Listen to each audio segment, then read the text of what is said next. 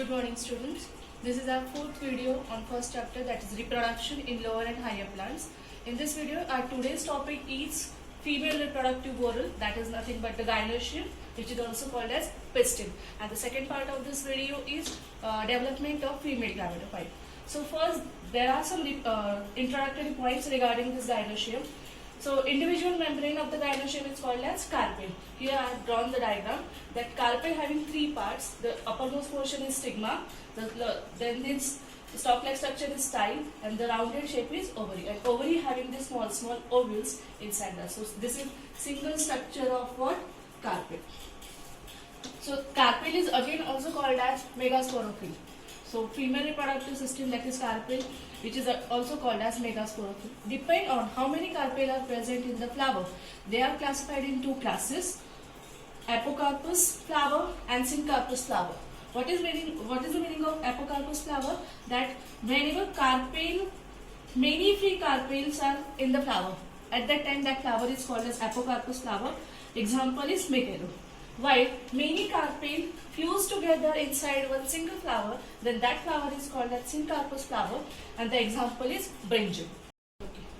And depend on how many carpels are present, or you can say the structure of carpel is also responsible for different types of flower which are present in the universe. So whenever the carpel is present, how many ovaries are there?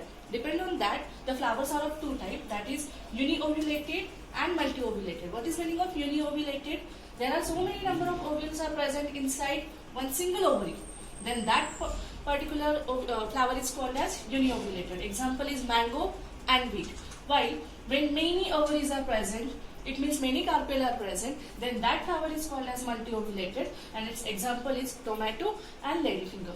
So higher plants, that is angiosperms, having anatropous ovule. And our next topic for this video is structure of anatropous. So this is diagram of anatropous ovule. Actually, the female reproductive whorl, that is megasporangium, is nothing but the reproductive part of the flower. The individual of the female reproductive whorl is called as carpel, and carpel having ovary, style and stigma. That ovary having different ovules, and different plants have different types of ovule. So here about 90% of flower having anatropous ovule. So this is a diagram of anatropous ovule. This anatropous ovule having two parts, stalk and body. The stalk of the anatropous ovule is called as funicle, this part which is made up of vascular tissue and provide nutrition to the whole ovule.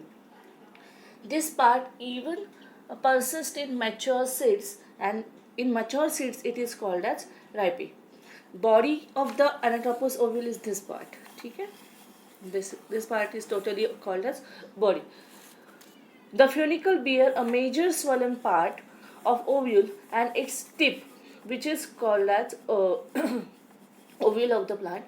The stalk and the body of the plant is attached with each other with the single attachment, which is called as hilum. This single attachment is called as hilum. The body of an ovule consists of different parts. One by one I will explain you. First we will explain what is nucellus. This nucellus is the central bulgy portion. Okay? The nucellus represents megasporangium of the proper ovule. This nucellus, megasporangium of the proper ovule, and which is made up of parenchymatous cells which are diploid in nature. Next part is this chalaza. Chalaza is the basal part of the nucellus where the integument develop, and then it is called as chalaza. Integuments are nothing but this outer integument, inner integument. They all develop and form the chalaza. The end of the chalaza is called as chalazal end. The next point is what are these integument, outer and inner. These are protective layers to the ovules, divided in two parts, that is outer and inner. The two integuments are generally called as bitegamic. Bitegamic means they are bi means two. So two layers are there. That's why they are called as bitegamic. Next is micropyle.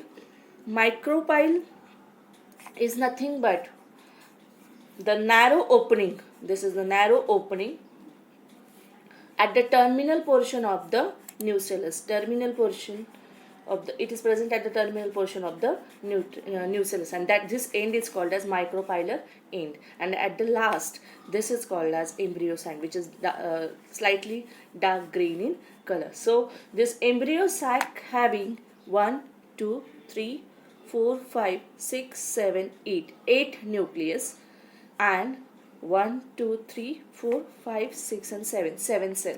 So this embryo sac, which is nothing but haploid in nature, and which is main female gametophyte, which is 7 cell and 8 nucleated. I just count that how many nucleus are there. So the 3 here, the total 6, and this nucleus, the secondary nucleus, is made up of 2 nucleus. So 6 plus 2, 8. So these cells are 8 nucleated, but totally only 7 cell having 8 nuclei, because this nucellus or nucleus having 2 nucleus. The cells, group of 3 cells which is present near to the chalazal end is called as antipodal cell, while group of 3 cell which is nearer to the micropyle end, here the major or the larger cell is called as synergid, and the cells which are adjacent to the synergids are called as X cells. And at the center, here secondary nucleus is present, which having 2 nucleus. So this is all about structure of anatropous ovule. The next point for this here is, what is the meaning of megasporogenesis? Megasporogenesis is the process of formation of haploid megaspore from diploid megaspore mother cell, that is MMC. The process in which megaspores are formed from the diploid megaspore mother cell, then that process is called as megasporogenesis. Megaspore mother cell become distinguished in the nucellus more or less in the center, but towards the micropylar end of the ovule. The megaspore mother cell becomes distinguished in the nucellus. Nucellus, the even megaspore mother cell also having nucellus, but it is little bit different, somehow more or less to the your megaspore, but it is different in the mother cell and it is different in the haploid megaspore. So this is all about structure of anatropous ovule and megasporogenesis. So here, with the help of this diagram, I'll explain you the actual process of megasporogenesis. A diploid hypodermal cell at the micropylar end of the nucleus get differentiated to form archaeosporangium, and mostly the single archaeosporangium is directly function as megaspore mother cell. So this is our first single and smallest cell which develop into the megaspore. So this is megaspore mother cell, which undergoes meiosis to form tetrads of haploid megaspore mother cell. This megaspore mother cell undergo meiosis and form tetra, means 4 haploid megaspore mother cell. This process is called as megasporogenesis. The megaspores are generally arranged in linear tetrad. Linear means in a single line they are arranged mostly, all the time. Generally, the chalazal megaspore remain functional, while remaining 3 degenerated gradually. Here, from this 4 cell, the megaspore which is near to the chalazal end, which is active or you can say functional, while other 3 becomes degenerated. The megaspore is the first cell of the female gametophyte. It undergoes enlargement and develop into a female gametophyte. The haploid nucleus of the functional megaspore undergoes 3 successive free nuclear mitotic division. So this megaspore, you can say it is the first part, first active part of the your haploid cell, okay, so which undergo 3 mitotic division, while these 3 cells are degenerated. So here only this one single cell is undergo the mitotic division. So here growth and nourishment by the nucellus. Here this megaspore getting nutrition with the help of the nucellus of the megaspore mother cell. First mitotic division results in formation of 2 nuclei. Here the first mitotic division results in formation of 2 nuclei, which is nearest to the micropylar end. Okay, both the nuclei undergo successive division. Here this again forms 2 another cells with the help of mitosis, and this lowermost cell again undergoes mitosis, and here the second mitosis takes place. This result in formation of 4 nuclei at the end, and 8 nucleated structure is formed when these all cells are undergo mitosis. So here in this way, mitosis 1, mitosis 2 and mitosis 3, 3 times mitosis takes place. It means 3 times equational division takes place. So here you can say this first cell when undergoes mitosis, it again form 2 cells. In that, all the 2 cells are go near to the chalazal end, and again this second cell undergo mitosis. From that, one cell fuse with this the cells which are goes to the chalazal end, and one cell move towards the center.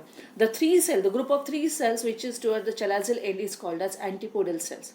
And what happens when these 2 cells undergo mitosis? Here the same process happen. This cell undergo mitosis from 2 cells. This 2 goes to the micropylar end, and here this cell, the third one, which undergoes mitosis. From that, again one cell goes at the center, and another one's fuse with the lowermost, that is micropylar end. Here the cell which is present at the center, it is called as synergis, and which is it is called as X cell, and which is surrounded with the help of 2 synergens, and 2 nuclei which is present at the center then further fuse, where nuclear fusion is takes place, and form nucleus of this embryo sac. That is nothing but the female gametophyte just before fertilization. So in this way, here 7 nuclei are present in the haploid cell, and this way your female gametophyte is now totally developed. So this is the process how the megaspore mother cell is developed into the egg cell. Okay, thank you.